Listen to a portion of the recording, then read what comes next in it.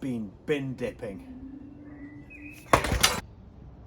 It's been a while since I treated you to a workshop adventure, but then a delightful evening by the bins gave me this inspired idea, or rather this stamped steel chain set and SIS rear derailleur, the rusty bar and stem, and of course the plastic grip shift gave me this magical idea, which is I'm going to build a Hatebike. I got the germ of this idea about 2 years ago when I started the restoration of this lovely S-Works. It's the Prestige with the full XTR. Regular viewers will of course know this bike.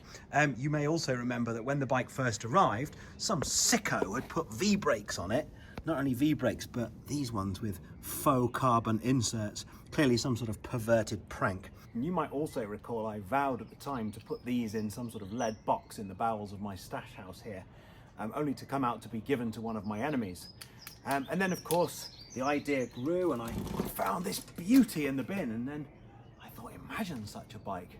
And one thing led to another, and here we are on YouTube. Lest you think I fully lost my mind, I should reassure you that there are some real projects afoot in this workshop. Stay tuned for this one, which has come from my old friend Simon. You may remember, this is the gentleman that sent me previously the world's cleanest muddy fox. The unboxing and restoration video of that bike proved quite popular. What's in this box remains a surprise, so I'm going to do another unboxing and restoration in my next video. I'm very excited to get cracking on that, but for now, this monstrosity's actually been cleaned off. Not because I think a Hatebike should be immaculate, but because the bin juice that was on it was a health hazard.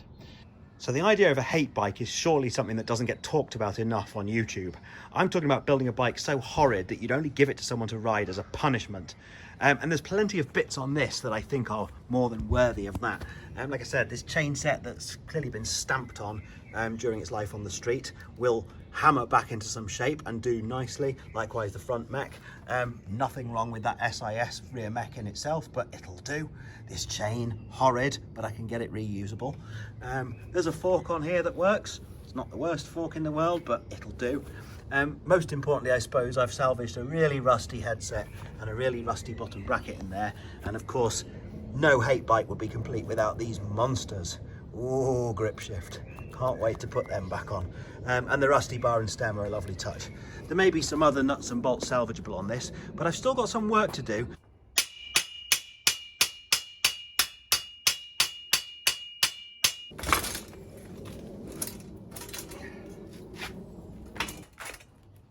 Yes! Yeah! Gotcha!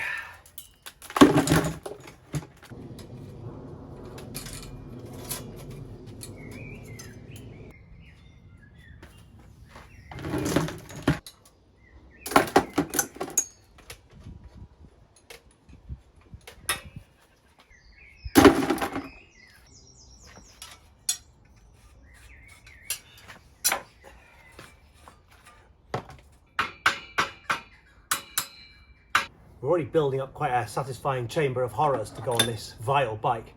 This lovely moulded sort of foam saddle with a built-in clamp, that's a must. Obviously this chain set with the Pringle shaped chain rings. I think the highlights are still these manky grip shifts which have gone all sort of gluey over the decades, and of course the aforementioned V-brakes.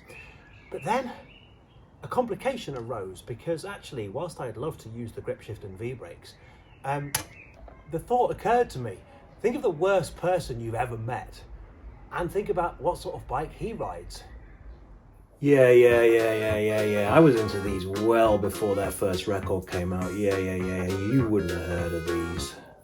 Obviously, he rides a fixie conversion. Imagine.